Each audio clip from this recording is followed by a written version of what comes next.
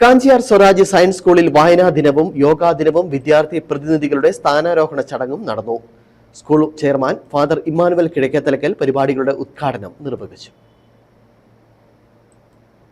Kanchiyar Swaraj science സ്കൂളിൽ വായനാ ദിനവും യോഗാ ദിനവും സംയുക്തമായിട്ടാണ് ആഘോഷിച്ചത്. പുതിയ അധ്യയന വർഷത്തേക്കുള്ള വിദ്യാർത്ഥി പ്രതിനിധികളുടെ സ്ഥാനാരോഹണ ചടങ്ങ് നടത്തുകയും ചെയ്തു. വായനയുടെ പ്രാധാന്യവും അറിവ് നേടുന്നതിനും വ്യക്തി രൂപീകരണത്തിനും വായന എങ്ങനെ സഹായിക്കുന്നുവെന്നും പ്രിൻസിപ്പൽ ഫാദർ റോണി ജോസ് തന്റെ പ്രസംഗത്തിൽ പറഞ്ഞു. ആരോഗ്യകരമായ ജീവിതത്തിൽ യോഗയ്ക്കുള്ള പ്രാധാന്യത്തെക്കുറിച്ച് school chairman father Emmanuel Kizhakkethalakkal ഉദ്ഘാടനം ചെയ്തുകൊണ്ട് സംസാരിച്ചു.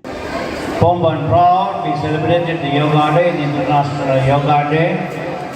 Our Prime Minister was leading the program at Hyderabad, and then in many places yoga demonstration was conducted, and it was an inspiration, and India becomes famous by conducting this yoga.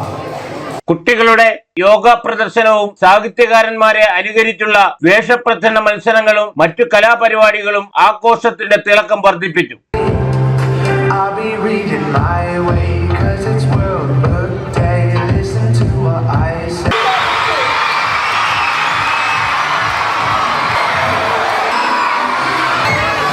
പുതിയ അധ്യയന വർഷത്തേക്ക് തിരഞ്ഞെടുക്കപ്പെട്ട വിദ്യാർത്ഥികൾ സത്യപ്രതിജ്ഞ ചൊല്ലി അധികാരമേറ്റു.